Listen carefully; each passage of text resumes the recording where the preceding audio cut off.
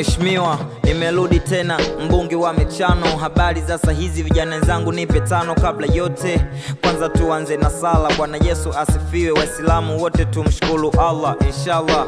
Kikao kilichopita kilimuhusu Anko Zala, wengi mlisikia, wapo walofurahi, wapo pia walochukia. Nyima komediani kwa Anko Zala, mbona mtamba po? Japo na mwili mdogo ila mtampa shikamo, kwa sababu anashika do. Pili mtoto wa tajiri, yani na manisha mo. Afu we ndalo, acha kujigamba gamba, eti kakuiga wewe, kuige nini we mshamba. Libase guweye wewe kiunoni unashanga, Steve Mweusi kakubeba wengine wangekukanda. Hapana mheshimiwa, tusifike huko, punguza asila, punguza na mihemko. Sawa sawa, huko tena sigusi, ila ngejibu kwa wema tu kama King Pussy. La mwisho tumpongeze Anko Zala, sasa amepata kazi, maana watu Fudenge walifurahi kumuona uswazi.